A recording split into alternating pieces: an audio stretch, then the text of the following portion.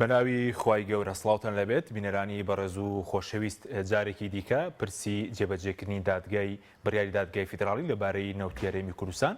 سەریاڵداوەتەوە. دوێنێ ئیحسان عەبدولجەبار وەزیری نەوتی عێراق ڕایگەیاند دوای 75 ڕۆژ نەرمینواندن لەگەڵ هەرێم سوودی نێبووە بۆیە بڕیارەکەی دادگای فیدراڵی لەبارەی نەوتی هەرێمی کوردستان وەک خۆی جێبەجێ دەکەن. ئەمڕۆژ لە لێدوانێکدا ئومێد سەباح سەرۆکی دیوانی ئەنجومەنی وەزیرانی حکوومەتی هەرێم ڕایگەیاندووە کە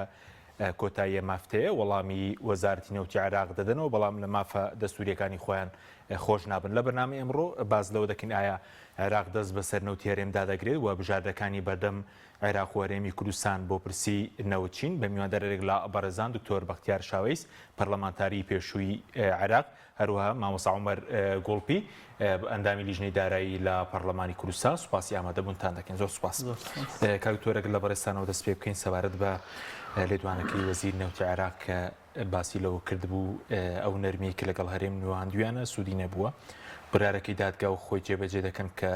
تقریبا نزیکی 3 مانگ لەوە بەردراوە. پێ دوایە بڕیارەکە جێبەجێ دەکرێت؟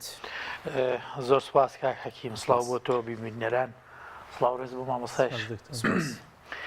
لە ڕاستیە ئەم بڕیارە وابزان بەرنامەیەکیشمان لەسەری کرد جاری پێشووتر لە سەرەتای وەزاکەوە. بڕیاری محکەمەی ئیتیحادیە. بڕیاری محکەمەی ئیتیحادی هەموو لایەگەزانن، یعنی زۆر جارە مامتوتۆ بڕیاری قەتعیە وەباتە، هیچ کەسێک ناتوانێت تعنی بکە و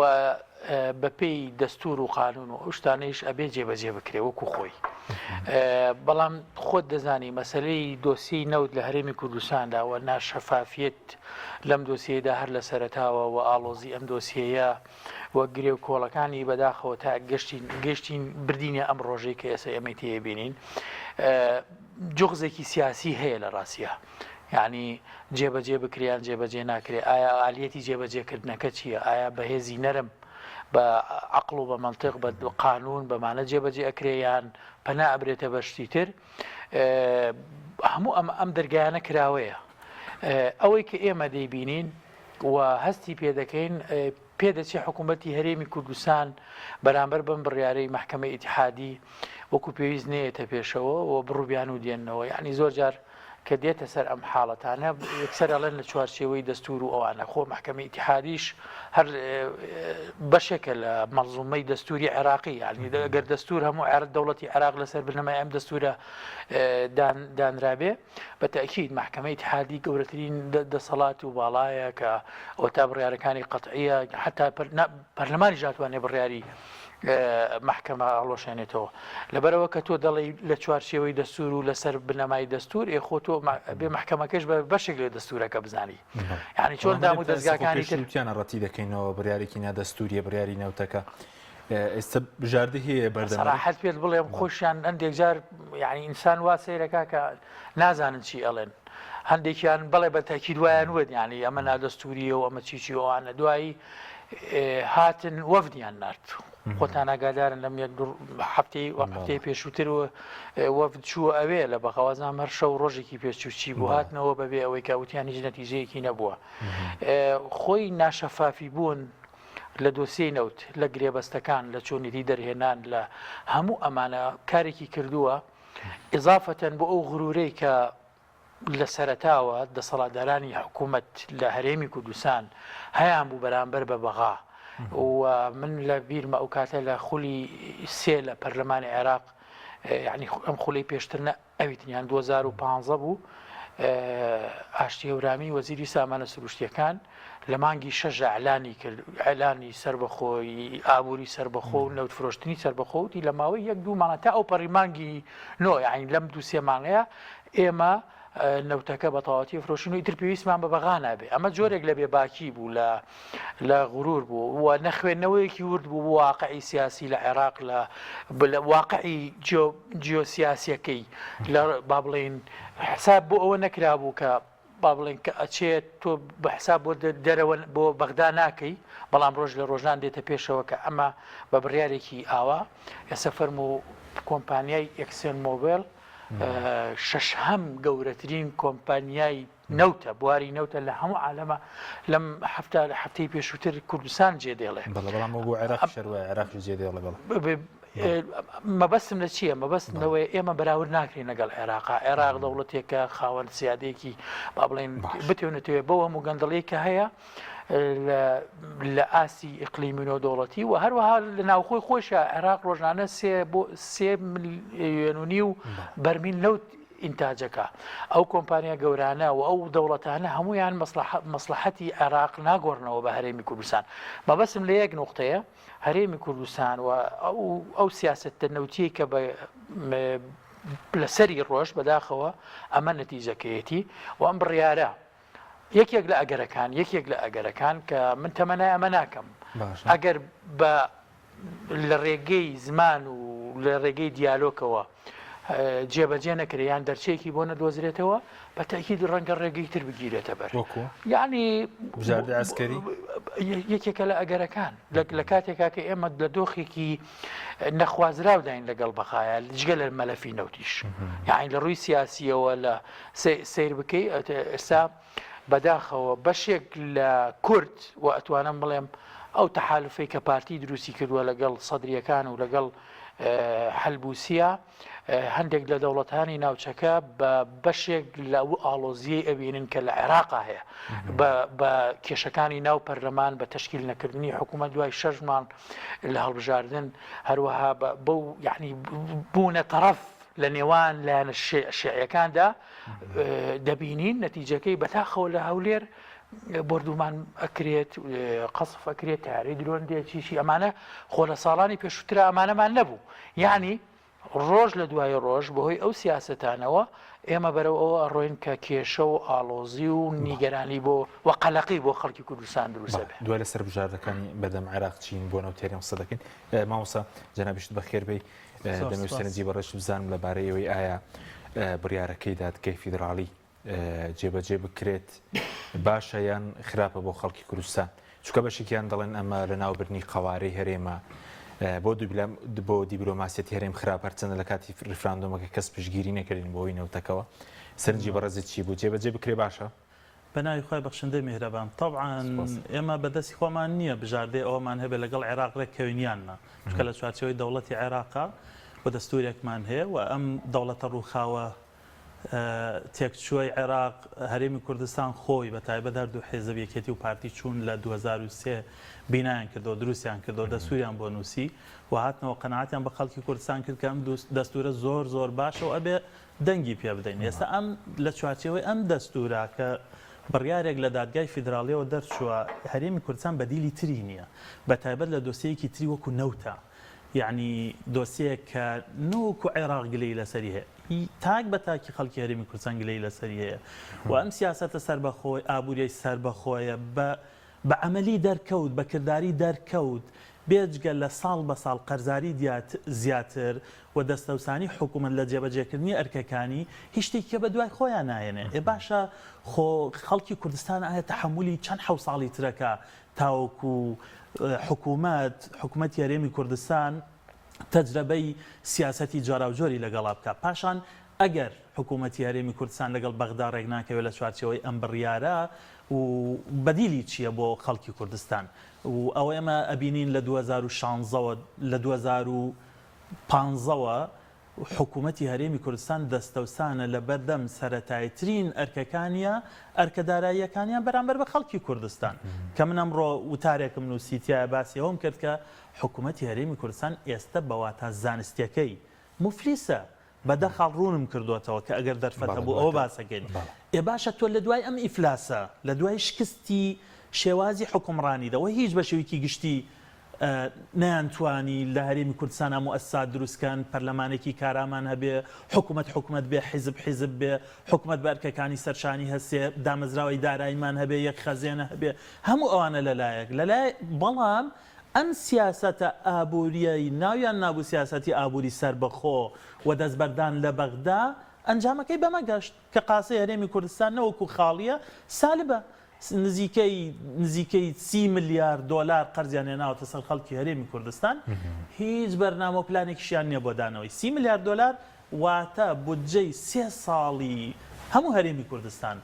باشە تۆ ئێستا موچەت بۆ نادرێ و ئێستا لە باشترین دۆخیشین تەوانکە حەکیم یعنی ئەوە نییە بڵێ مەسەلەن ئەمەلێک هەبێت 2 ساڵ لەمەوە پێش هیوایەک هەبوو ئەمەلێک هەبوو زۆرینەی بەرپرسانی حکوومەت سەرۆکی حکومەت هاتە پەرلەمان وتی ئەگەر نرخی نەوت باش ببێ دۆخی دارایی باشە بێ ئەگەر نرخی نەوت باش بێ ئێمە ئەتوانین هێندە ئەرگ هەیە جێبەجێکەین ئەگەر ڤایرۆسی کۆرۆنا نەمێنێ ئەگەر شەڕی داعش نەمێنێ هەموو ئەو ئەگەرانە تەواو بوون هەموو ئەو دەرفەتانەی کە کابینەی نوێمی حکوومەتی هەرێمی کوردستان و کابینەی هەشتەمیش ئەیویست لە بەردەستیا بێ بۆ ئەوەی وەڵامی داخوازی خەڵکی کوردستان بداتەوە کەوت نەدەسی سەرنجام نەیانتوانی بە ئەرکە سەرەکیەکانیان بەرامبەر بە خەڵکی کوردستان هەستن دوجار کەواتە اختیار چییە بەدیل چییە بۆیە لە ئێستەیە ڕێککەوتن لەگەڵ بەغدا کە تۆ لە چوارچەوەی دەستورە هێندە مافت هەیە چونکە بیرمان نەچێ ئەو ممارەسەی کە هەرێمی کوردستان لە ساڵانی ڕابردووە ئەی کرد بە تایبەت کاتێک کە دەسەڵاتی هەردوو حیزبی دەسەڵات لە کەرکووک بە جۆرێک بوو کە ئەتوانی هەڵس و کەوتی وا بکەن کە ئەوان خاوەنی ئیدارەی کەرکووک و خانەقین و خورمات و شنگال و ئەوانن لە دوای ئەوانەوە ئێستا دۆخێکی تر دروست بووە کە ئەوان ئەبێ سیاسەتێکی تازە پەیڕەوکەن یان ئەوەیە دەستبەرداری حکومەتداری ببن بڵێن ئێمە دوای نۆ کابینە 30 ساڵ فەشەلمان خوارد یانەوەی لەگەڵ بەغدا ڕێککەون جارێکی تر خەڵکەکە بە ڕێگەیەکی سەختی نادیاری پڕ لە هەورازە نەبن چونکە ڕێککەوتن لەگەڵ بەغدا ئەنجامەکانی دیار باشە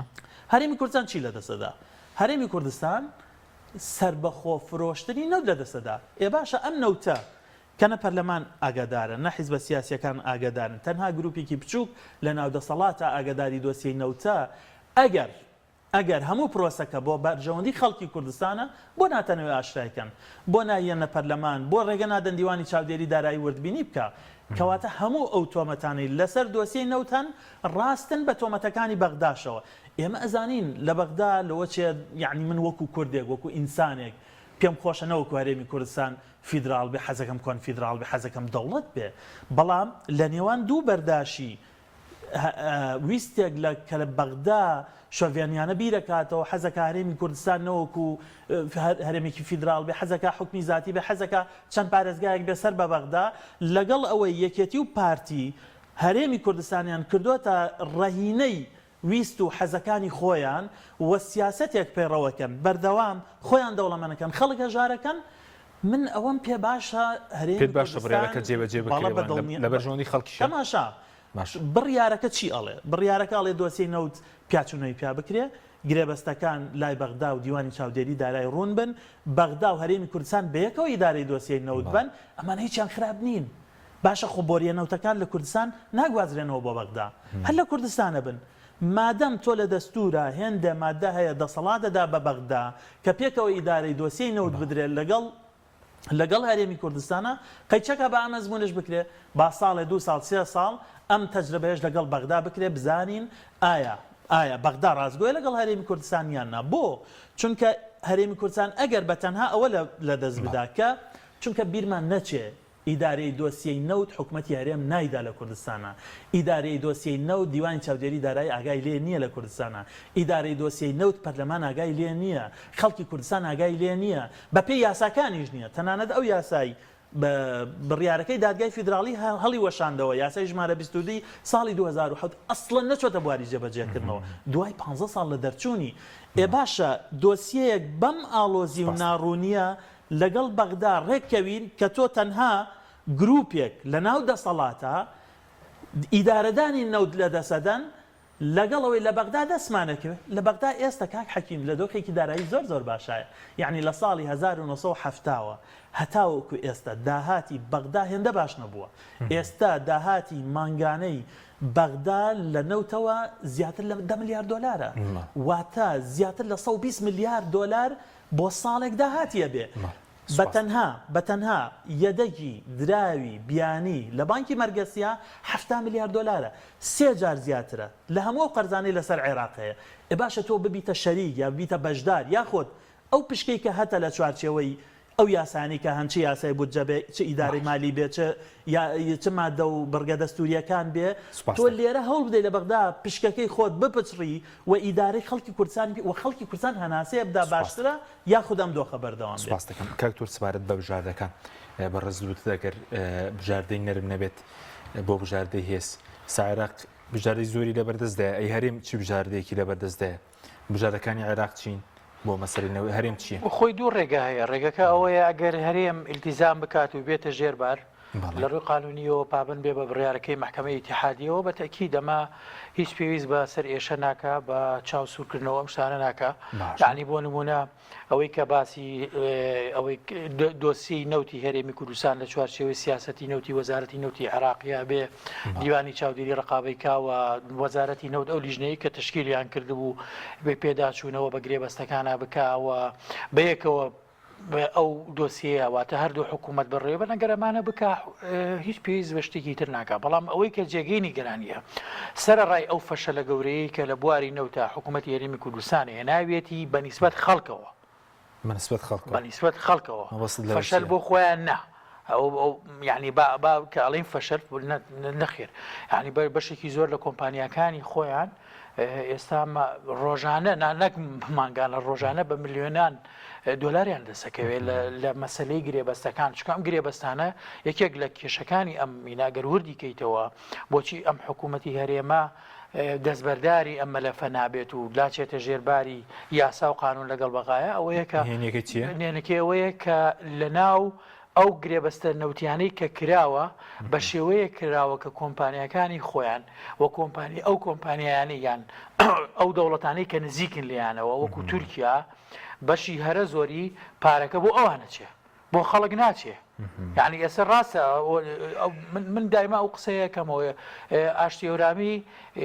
سەرچاوەی نەهامەتی ئەم میلەتەیە بە حەزەکەم ئەوە بڵێم چکە لە یەک دوو کۆبوونەوەی ئەنجومەنی وەزیرانە یعنی ئێمە نوێنەرانی کورد کە لە بووین وا تێگەیان بوو ئیتر نازانم خۆیان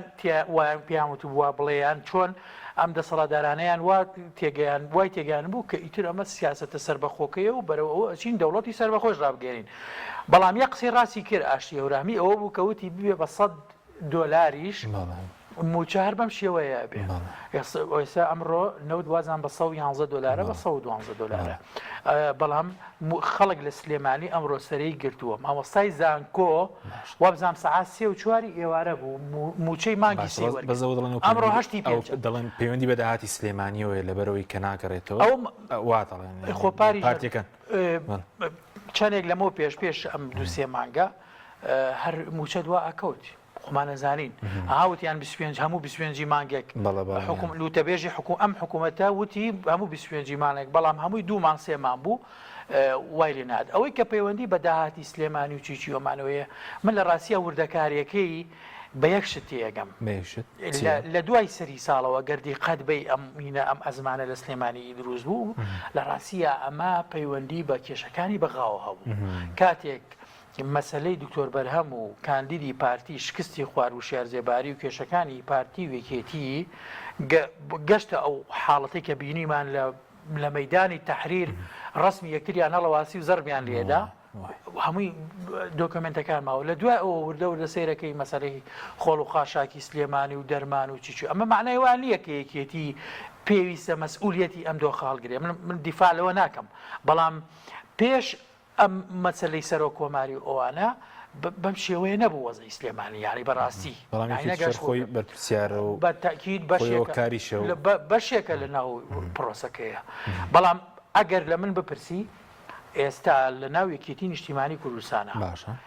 ئەگەر ڕاپرسیەک بکرێت لە دەنگدەری یەکێتیەوە کە سوکاری شەید کادیر حتا ناو سەرکردایەتی بە ئازاندا لە دەنگ بدرێت لە 100 دڵنیاتەکەمەوە لە 95 تا 98 خەڵکی یەکێتی ناڕازیە لە دۆسیی نەوت لە تۆ زیاتر نیگەرانن قسەیان هەیە و با بڵین لەو حکوومەتیش کە ئێستا یەکێتی تایەتی ئەمە من ئەتوانم نەکەوتە فشار بۆ سەر سەرکردایەتەکەی خۆیان نەکراوە خۆ دەزانیت تەمووزەوە دۆخێکی ناجێگیر لە ناو یەکێتی هەیە ئەوە مۆزوعێکی ترە بە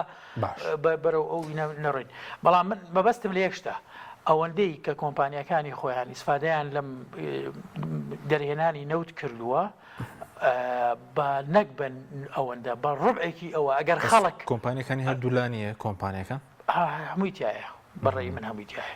ئێستا ئەوەشی کۆمپانیای نییە بەشێک بێ لەو حکوومەتە مەسئولە بەرامبەر بۆ دۆخی لە هەرێمی کوردستان نازانم ئەگەر گۆڕان کۆمپانیای هەبیان نەبێ بەڵام نەیشی بێت مادام لە ناو حکوومەتەکایە بەشدارە لە پێگەێنانی ئەم حکوومەتە ئەبێت بەشداریش بێ لەو تاڵی و ناسۆریەی کە لە کوردستانە هەیە کە لە سلێمانیە هەیە ئەبێ بەشدار بێ لەوەی کە خانەنشینی هەفتا ساڵە لەسەرەی موچە ئەمرێ ئەبێ بەشدار بێ لەوەی کە بەشێک لە شار و شارچەکانی پارێزگای سلێمانی ئێستا خەریکە بۆنی خۆڵ و خاشاک ئەیخوا ئەبێ بەشدار بێ لەوەی کە ئێستا خەسەخانەی هیوا نەخۆشی ئەوەی کە تووشی شێرپەنجە بووە دەرمانی نییە ئەبێ بەشدار بێت لەو دۆخەی کە با بڵین حتا ئێستا ئەوەتەی سلێمانی هەیە بەم شێوەیە نەبینراوە هەمویان ئەبێ بەشدار بن و خەڵکیش ئەبێ وشیار بێ خۆی لە مستەقبەلە ئەم ڕۆژەی لەبیر نەچێتەوە و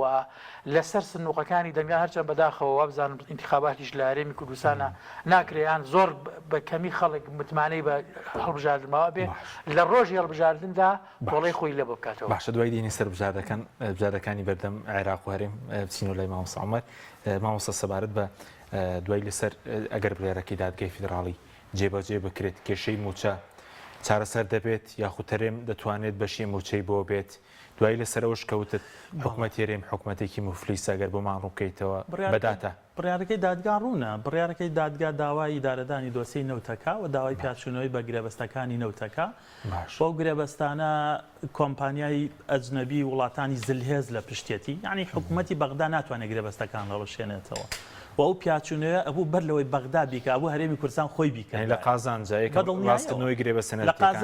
لە قازانجی عێراق لە قازانجی هەرێمی کوردستانە بۆ چونکە لە دوای ئەم پرۆسەیە تۆ بە دەنگێکی دلێر و بەرز داوای پشکی خۆتەکەی ئەگەر تەنها بە لە 12.6 بێت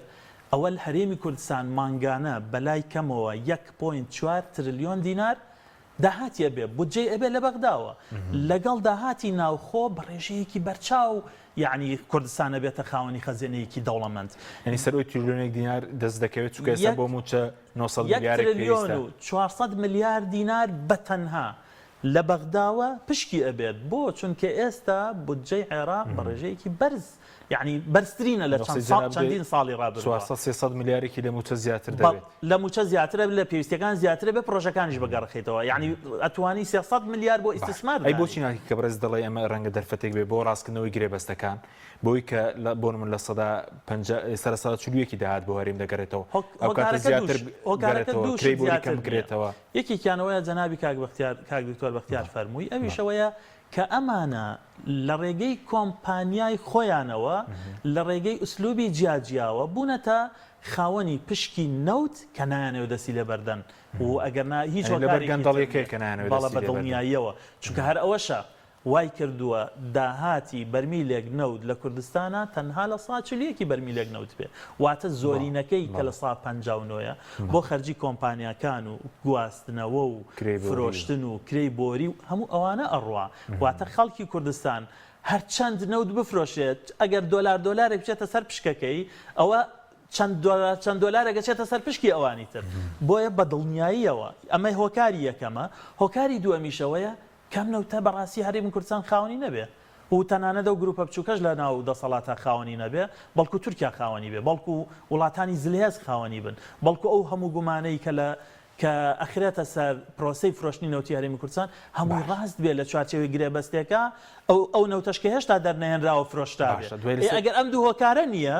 کەواتە بۆچی ڕێک ناکەون لەگەڵ لەسەر مفلیس بوونەکەش قسەدەکەین بە زۆزی سامانە سروشتەکەین سەوەزیر نەوتی عێراق قسە دەکات دەبیندرێ لەگەڵ دیاریم کۆ دەبێتەوە ئەیوەزی سامە سروشتەکانی هەرێم لەکوێ بەداخەوە ئەمە یەکێک لە پرۆسە زۆر ناشیرنەکانە لە هەرێمی کوردستانە وەزیر خۆیت زێتەوە لە خەڵک خۆیت زێتەوە لە پەرلەمان و پەرلەمانتاران حیزبەکانی دەسەڵات بە تایبەت زۆرینەی پەرلەمان پەکەخا بۆی هیچ مینبەرێک نەبێ خەڵک لێەوە هەناسە بدە لە هەموو دنیا وەزیر ڕۆژانە چاوپێکەوتنی هەیە دیداری هەیە لەگەڵ ڕۆژنامە نووسان لەگەڵ پەرلەمانتاران کۆنگرە ڕۆژنامەوانی هەیە ڕوونکردنەوەدا بە خەڵکی کوردستان هیچ کەس زانێ لەکوێ وەکو نەوتەکە نییە ئەویش وەڵا نەس ماوەیەک لەمە پێش عەفو فەرموگاک هینە لەکە دەست بەکار بووتی من خۆم ماڵ و ماڵەگەڕێم نەوتە بم بۆ خەڵک لەوچە خەریکی ئێستا لەو لەیەکێک لەو گوندانی نازانم چێ لەو بناری شارباژێڕان لە کەس نازانێت لێ بەڕاستی ئەمە ڕێزمانەیە بۆ شخصی خۆی بەڵام هەر ئەو کاتێک کە وەزیری سامانە سروشتەکان وەزیرە نوێەکە دەست بەکار بوو ڕەشەی کرد ئێمە وتمان کێشەمان لەگەڵ خودی شخصێکان نییە کە 60 ساڵی تەمەنی تەواو کردووەوە دکتۆرای هەیە و شارەزایی لە پرۆسی نەوتایە بەڵکو گلەیمان وەرەخنەمان ڕخنەی جددیمان لەسەر سیاسەتی نەوتە هیچ شتێک لە سیاسەتی نەوت نەگۆڕە وەک چۆن خۆی وتی لە پەرلەمانە من هاتم وەزارەتی سامانە سروشتەکان مؤسسە نەبوو و جانتای دەستی وەزیرێک بوو ئێستا شەر جانتای دەستی وەزیر خۆ کاتە لە مانگی 6 ساڵی ڕابردوو لای ئێوە بەڕێزیش بابەتێک نووسی بوو وتی لە 1942 دا دەگرێتەوە دوای ماوەیەک لەمە پێش کەمتریش بوویەوە داهاتی نەوت بۆ قەزێنێک باش ئەگەر بە کورتی لەسەرەوەی کە حکومەت مفلیسە کا حەکیم حکومەت مفلیسە بۆچی ئەمە بە مانازانستیەکەی من ئەمە ئەڵێ مەگەر دەرفەتێک دەی بە کورتی لە دە خاڵا ڕوونیەکەمەوە حکومەت مفلیسە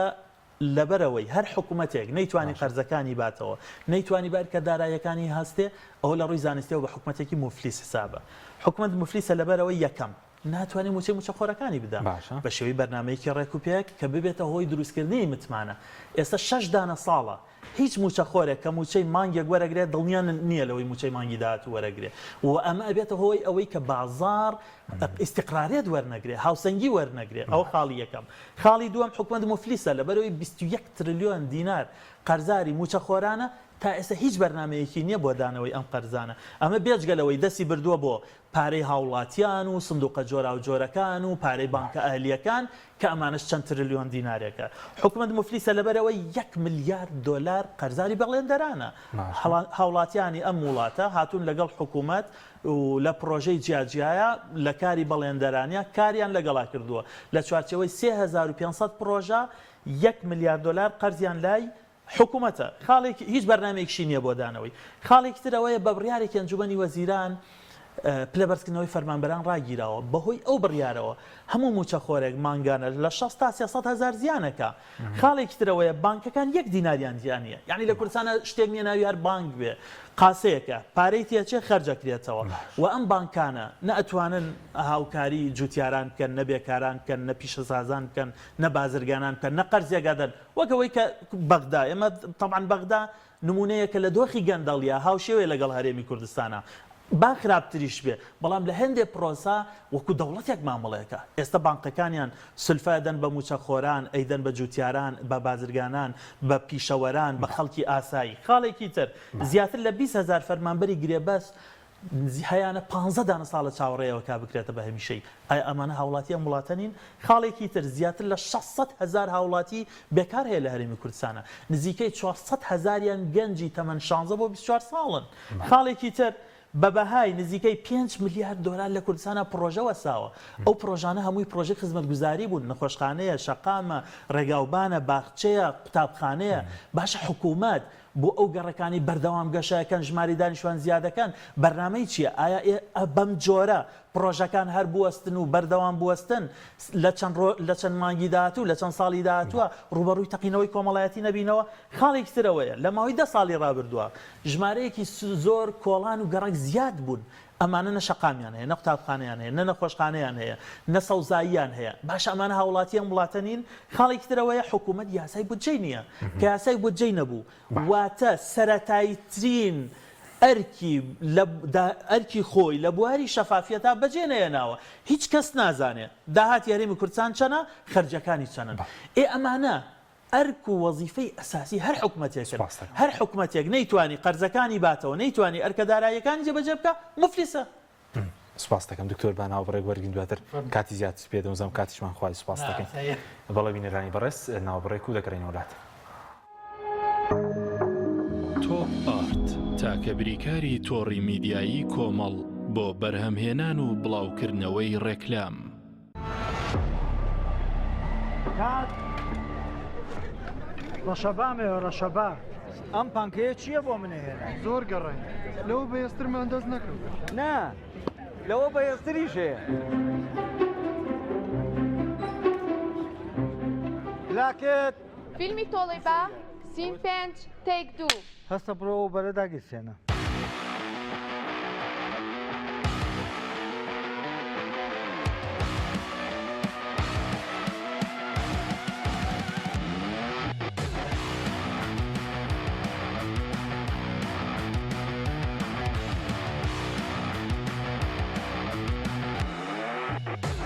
کات ئەوە بەرە بکوژێنەرەوە نەفرە بنێر ئەوە کتەرە بێنێتەوە ئوبەر لە هێزدا تۆرنادۆیە لە ساردیا بەستەڵێکی باکوور ئەپلیکەشنی بۆ دابەزێنە بە ئاسانی دایگیرسێنە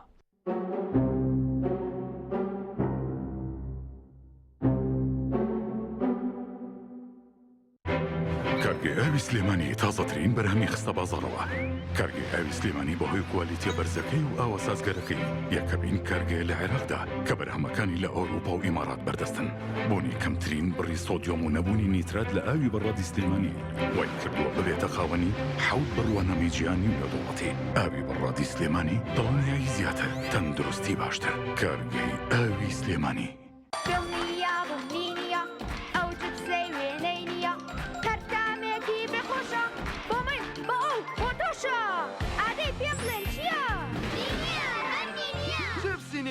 تامێکی لە یاد نەکراوە گوڵە ڕۆژی شێرخۆی وانە؟ بەڵێ بەڵێ ئاوی خۆشە ها؟ تامە جەژنتان چۆن بەڕێ کرد؟ سەرانێت چونکە سوپارمان کرد خۆش ماڵە خەزورانت چووی نەچووی گوڵە بە ڕۆژەی شێرکۆ بە چامە خۆشەکەی جارە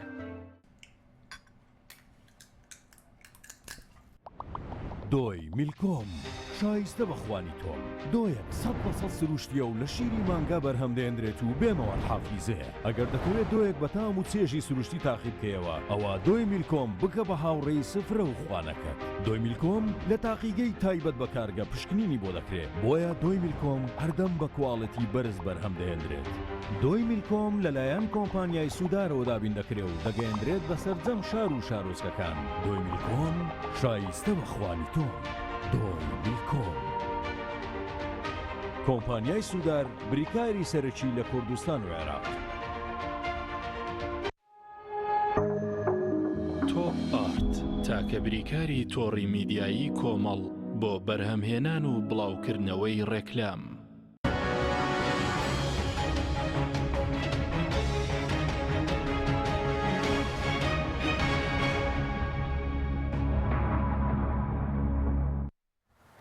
جارێکتر سڵاوتان لەبێت بینێرانی بڕست دکتۆر پێش ناوڕەکە باسی بژاردەکانمان کرد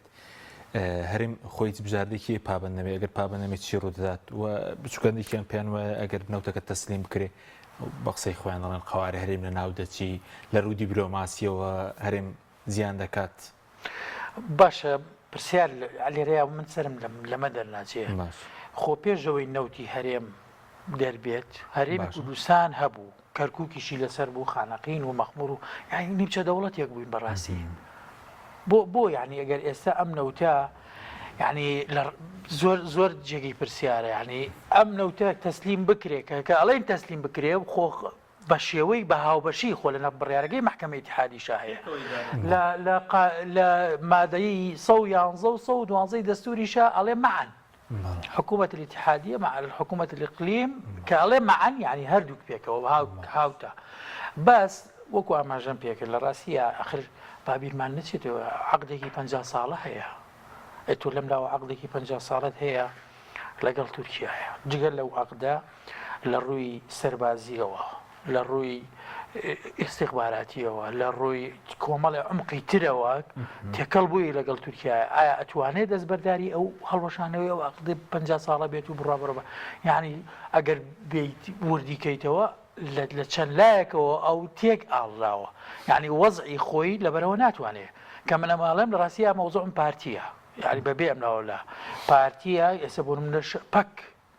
شەڕی پەک و ئەو کێشانەی کە لە شنگال و لە قەندیل و لە چیچی ژێمانە هەیە ئێمە هەر بەتەنها مەلەفی نەود نەبینین لە پشتی ئەمەوە کۆمەڵێشتی تر هەیە لەبەرەوە ناتوانێت ئێستا بڕوا لەگەڵ محکمەی ئیتحادیە بڵین بەپێی بڕیارەکەی محکمەی ئیتحادی لەگەڵ حکوومەتی عێراقیە ڕێک بکەوێت و ئەگەر نا ئەمە حساباتە کاکە وەزیری نەوتی عێراقی ئەڵێت ئەگەر ئەو نەوتە تەسلیم بکرێ و ڕێک بکەوین بێکەوە هەموو مانگێک بەشی هەرێمی کوردستان لە ئێستا بەپێی ئەم دۆخی کە هەیە لە ڕووی سعری نەوتەوە 900 ملیۆن دۆلارە 900 ملیۆن بەم پارەی خۆمانە بیگۆڕیتەوە تریلیۆنێک و 350 ملیار دینارەکە ئەوەی کە گوێمان لێ بووە هەموو مانگێک 750 بۆ 800 ملیار دینار پێویستە بۆ موچە تقریبان دوو ئەو نەپارەت بۆ ئەمێنێتەوە باشە 750 لەکوێت تۆ بڵێ 800 تا تریلیۆنێک و 350 بۆتە 900 ملیار موچەی مانگان با 900 بێ کاکە وتمان ئەمە 900 ملیار ئەو 900 ملیۆن تیاتێ 900 ملیۆن دۆلار تیاتێ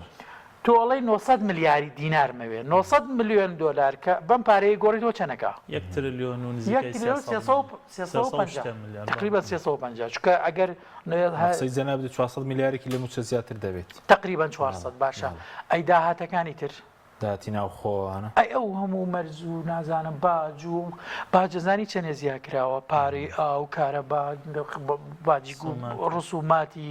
خانوبەرە و کڕین و فرۆشتن و چەندێک زیایی کردووە لە دوای دەرهێنانی نەوتەوە هەموو ئەمانە هەیە بەڵام کە نادرێت تاوان لە سەدا چلوویەکەکەی وەزیری سامانە سروشتیەکان ڕاستەکە لە 159 ئەڕوا بۆ ئەو دیوەی تری کە با بڵێن کۆمەڵێک گروپێکی کەم لە ناو حیزبەکانەوە وتم ئەگەر ڕابستریش بکرێت ناو ئەو حیزبە خۆیان بە تەکید لە سەدا 95 بۆنەوە هەشتی لەگەڵ یانیەک بەشێکی کەم لەسەرەوە ئەیخۆن و بەشی بەسەر هەرێن پابند نەبێت ئەگەر هەرێن دوو یەکەمیانەوەیە تەبانە وتمان ئەوەیە ئەگەر پابند نەبێ زیاتر کاریگەری جارێک لە سەرەتاوە وردە و دەچکەن وەزیری ئەحسان عەبدولجەبار وەزیری نەوت تەکیدی کردەوە کە بە شێوەیەکی حرفی وەکو خۆی جێبەجێیەکەین بڕیارەکەی محکمەی ئیتحادی ئەم قسەیە ئەبێت دەسەڵاتداران لە حکوومەتی هەرێمی کوردستان بە وردی لێی بڕوانن ئەمەش نەکەن بە مۆزوعی ڕیفراندۆمەکە بۆ چۆنیان کە لە کاتی ڕیفراندۆمەکە بە شەوەریان گرتبوو ئەیان و هیچ ناکرێ و هیچ نابێ و ئێمە وا ئەکەین و هەندێکیان هەڕەشەیان لە تارانە کرد و چ دەستیان بەرزە کردووە یانەوە گەروا بێت تا تارانە ڕۆین و نازامێکێگەی و تا توورانە ڕۆین نەیکەن بەوە ئەم وەزیرە لە خۆڕا ئەم قسە ناکات جا هەرچێگەکە من نازانم تەمەنا ئەەکەم هەمووی بە ئاشتی و لە چوارچێوەی قانون و دەستور و یاسابێ بەڵام کە ئەمە ئەڵێ بگاتە پێکدانانی سەرەوە چووکە ئێستا باز دەکەی هەندێک سەرچاو باز دەکرد چەندە و فەرمی دەڵان لە کۆبوونەوەی ئەمڕۆی سەرکرداتی پارتی بازدەوە کراوە کۆکردنەوەی هێز دەچەنگا ڕەنگە بەشێکی پەیوەندی بە و مەسەلەی نەوتەوە لە ڕاستیا منی شتێکی وان بینی کە علاساس لە کۆبوونەوەی ئەمڕۆی سەرکردایەتی شتێکی وا تەبەنەوە پشتڕاز ناکرێتەوە یان ئەگەر باسیش کرێ خۆ وتەبێژی پارتی یان ئەندامێکی سەرکردایەتی پارتی بە وازەحی ناڵێ بەڵێ باسی ئەومان کردووە چکەوە مەترسیدارە بەڵام یعنی گەر لێی بڕوانی ئەم بڕیارە ئەگەر جێبەجێ نەکرێ هەیبەتی دەوڵەتی عێراقی و محکمەی ئیتحادیش خۆی بۆ خۆی ئەکەوێتە ژێر پرسیارەوە بەرامبەر بە هێزە سیاسی عێراقیەکان بە تایبەتی هەندێکیان نەزایەکی شۆڤینیان و لەمەش باڵین تایبەتتر وەکو ئاماژەم پێکرد لە سەروبەندی پێکێنانی ئەم دوای هەڵبژاردنەکان بۆ دروستکردنی تەشکیلی حکوومەت بەداخەوە کورد پارتی بووەتە بەشێک لە قوڵکردنەوەی کێشەکان یعنی ئەوان هەر داخیان لە دڵایە یعنی بۆ چۆنەڵی بۆ شتێکە گەڕێن کەواتە وەزیری نەوتی عێراقی خۆ ناڵێ وا ئەەکەین و وا ناکەین بەڵام کە ئەڵێ وەکو خۆی جێبەجێ ئەەکەین ئەبێ ئەمە بە وردی بخوێنرێتەوە ئەبێ نەکرێت بە دەردی ڕیفراندۆم باش بە سپارت بە نەوت و دیبلۆماسیەت نەوت هیچ پشگیرێکی نێودوڵەتی بۆ کورد بۆ ئابووری سربەخۆش دروست کرد چکە دەڵێن بۆ دیبلۆماسیەکەش بڵێن پشگیری مام بکەن لە بەرنەوتەکە چەندە بەڕێز پێشتر کۆمپانیا ئەکسۆمۆبیل ژێستا باشە من پرسیارێکەکەم بەهۆی نەوتەوە چی دەوڵەتێک هاتووە دۆخی هەرێمی کوردستان پارێزگاری لە هەرێم کاوە پێش ئەم وەزعیش بەعکسەوە ئەوەی کە من خۆم گوێم لێ بوو بێ کاک حەکیمانی لە ڕاستیە لەو فترەیە کە لەوێ بووین یعنی چەندین جار بە وەفدی خاصیش لەگەڵ سەفیری ئەمریکی دانیشتوم لەگەڵ سەفیری ئێرانی دانیشتوم لەگەڵ اتحادی ئەوروپی ببوورەکەڵێ من یعنی هەر خۆم نەوە بە کۆمەڵێ برادر ڕێکەوتووەوانە یەکەم خاڵی ئەوان حتا پێش ریفراندۆمەکەی دوای ریفراندۆمەکەش یەکەم خاڵی ئەوان ئەوە بووە کە ئەبێ لەگەڵ بەغایە ڕێکەون نەک هەر لە مەسەلەی نەوتا لە هەموو مەسەلەکانی ترا یعنی باسی بوجیان نەکرد باسی کەرکووکەکرا باسی خانەقی نەکرا باسی نەوتەکرا باسی چیچی هەموو ئەمانە مەرجی یەکەمی ئەو وڵاتانە ئەوەیە کە لەگەڵ بەغایە ئەبێ لە چوارچێەوەی بەغا لەسەر بنەمای دەستور ڕێککەوین چارەسەری کێشەکان بکەین ئەمان نەک پشتیوانی هەرێم ناکەن بەرامبەر بە عێراق بەڵکو لە هەندێک حاڵەتە ئەگەر هاتە سەر خۆیەک لایکردنەوەوانە بە تاکید بەغا هەڵەبژێرێت لە هەموو ڕوویەکەوەکو ئاماژەم پێکرد لە ڕووی سیاسی لە ڕووی اقتصادی لە ڕووی دیبلۆماسی لە ڕووی سەربازی لە چی ئەمانە تەبعاً بەغا عمقەکەیە ئەوە ئێمەین بەداخەوە نە کورد نەیتوانیوە وەکو پێوی سیاسەتێکی حەکیمانە لەگەڵ بەغایە بکە بۆ ئەوەی هەم مافەکانی خۆی بەدەست بهێنێ و هەم بەرەو ئەوە بچێت کە کۆنفیدراڵیە دەوڵەتە چیە نەخێر ئێمە گەڕاوینەتەوە بۆ سەردەمی 2023 هەمومان لە بیرمانی بۆینەوەتەکەەوە قوارێ هەرێم کۆتتە مەترسیۆنەک بێزی بکە حەزەکەم بزانی مەسلەی ڕیفراندۆمیش ئەسڵەکەی بۆ ئەم مۆزۆئی نەوتە گەڕێتەوە چکە سەرەتا نەمان و ڕیفراندۆمەکەین سەرەتا نەوتی سربەخۆ ڕاگەێنرا وەکو عەرزی عەزەڵات پیشانی بەغا درا بەبێ گەڕانەوە بۆ بەغا ئەم سیاسەتی نەوتی سربەخۆیە دوایی کێشەکانی نێوان هەردوو لای بەرەو قوڵ کردەوە کە کێشەکە قوڵ بوویەوە دوای ئەوە چی لێ هات ئەوە بوو بەرەوە ڕێگەر وا بکەن ئێمە دەوڵەت ڕاگەێنین و ڕیفراندۆمەکەینەوەوانە کەواتە ئەسڵی کێشەکان لە سەرەتاکەی بۆ نەوتەکەڕێت مامۆستا باسی زیانەکانت کرد زیانەکانی ئابووری سربەخۆ ئەگەر هەر بەردەوام بێرە سێرین زیانەکانی زیاتر دەبنەوەی کە بەڕێزوو 31 میلیارد دلار قەرزدارینەوە پرۆژەکان وەستاون پێشینەکان وەستاون خزمەت گوزاری نییە بڵین لە ڕووی حکومڕانیەوە بەکاردێت بۆ حزب کڕین خەڵک کڕینەوەوانە زیانەکانی زیاتر دەبێت ئەگەر بەردەوام بێت بە دڵنیاییەوە لەبەرەوە ئێستا هەرێمی کوردستان لە باشترین دۆخی دارایی خۆیەتی یعنی نەوت لەسەر و 100 دلارەوە فرۆشەوە نزیکەی 3 مانگە لە سەرەتای ساڵەوە لەسەر 80 دلارەوە یعنی نەودی تر هیچ پێشبینیەک نییە بچێتە 200 دلار و 300 دلار و ئەوانە لەوە هێندێت تەواقعی بابڵین لە دەرەوەی لە مەسەلەن جەنگی جیهانی دروست بێ و هێندێک حاڵەت بەڵام بە شێوەیەکی گشتی یعنی تەقدیرات و پێشبینی بۆ نرخی نەود لەسەر 65 دلارەوە لە 2022 باشە ئێستا کە لەسەر 100 دلارەوەیە واتە زۆر لەوە باشترە کە تەواقعی باشی بۆ ئەکرێ ئەوە خاڵی یەکەم گومرگ چالاکێکی گەورەی ئابووری و جوڵەی بازرگانی لە قاڵە گومرگەکانە هەیە عێراق تا ئێستا تاکە دەواازەی هاتنە ژوورەوەی کاڵا لە تورکیاوە ئیبراهیم خەلیلە داهاتەکەی بۆ هەرێمی کوردستانە ئەگەر بۆ هەرێمی کوردستان بواە ئێستا ئەبوو دۆخێکی تر بێت لە خاڵە سنووریەکانەوە بە هەمان شەوە لە حەوت خاڵی سنووری لەگەڵ ئێران اینجا باشە باج و ڕسومات و داهاتی گەورەی هەیە واتە دۆخی دارایی هەرێمی کوردستان لە ئێستا باشتر نابێت لە کاتێکە ئەگەر مانگێک سیستەمەکەیە کە ئەم سیستەمە وا ڕێکخراوە حیزب دەوڵەمەندکە حیزبەکانی دەسەڵات دەوڵەمەندکە بە ئوسلوبی جیا بە ڕێگەی جیا ئەو داهاتەی هەیە نەچێتە خەزێنەی گشتی و ئەسڵەن خەزێنەیەکی گشتیمان نەبێت تا بچێتە گیرفانی خەڵک تۆ تەماشا کا حەکیم لەو دۆخە داراییە باشە ئەگەر بەغدا 200 ملیارەکە نەنێرێ ئەمان سەرەتایی ترین ئەرکی خۆیان پێجەبێژە ناکرێ کەموچەیە کەواتە بە چ گیرفانێکەوە تۆ تەحەدای بەغدا ئەەکەی ئەم هەموو مجازەفەیە بە خەڵکی کوردستانەوە ئەەکەی ئەگەر ئێستا سەرۆکی حکوومەت بەهاتایەتە سەر بەرامبەر خەڵکی کوردستان بوەستایە بوتایە خەڵکی کوردستان بێخەم بن ئەوە ئێمە ئەوەنە احتیاتی دۆلارمان هەیە ئەو موچەی 2 ساڵتان مسۆگەرە ئەوە پرۆژەکان بەردەوامن ئەوە خزمەتگوزاری بەردەوامە بێ ئەوە ئێمە سولفەی فلان و فلان و فلان زیادەکەین ئێمە دەعمتانەکەین ئەو بڕیارەی بەغداجێ بەجێ ناکەین خەڵکیش با چەپڵی بۆ لێ بدایە بەس تۆ بە گیرفانی خاڵیەوە 30 میلیارد دلار قەرز دێناوەتە سەر خەڵکی کوردستان موچە خۆر و کەسوکاری شەیدە پێ نادرێ 21 تریلیۆن دینار قەرزاری موچە خۆرانی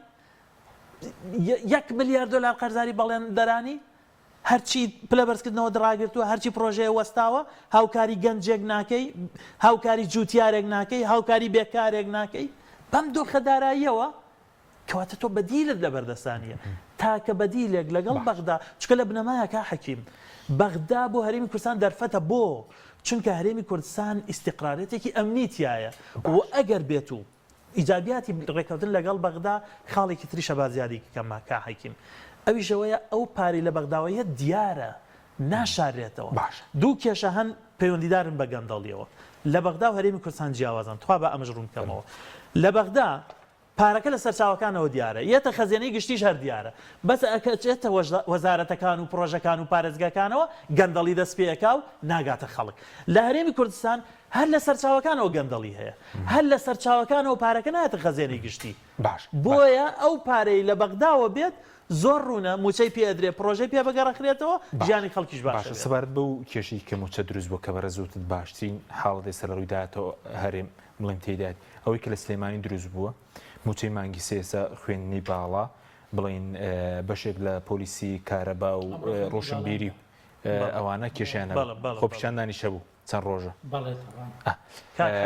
ئەوە دروست بۆ دوای لەسەر لیستی موچەش کاڕاگەنراوە بە 21 ڕۆژ هیچ نییە پەیوەندی بەو سیاسەتە ناشرینێ ئەو دوو حیزبەی دەسەڵاتەوە هەیە کە لەسەر ملچکانی یەک بەردەوامن بەڵام ئەوی سلێمانی کێتی لێ ئەوەی لە بەغدا ململانی و ناکۆکین لەسەری لێرە لەسەر حسابی بە ساڵاتچوویە کە 40 ساڵ خزمەتی وڵاتی کردووە ئەشکێننەوە و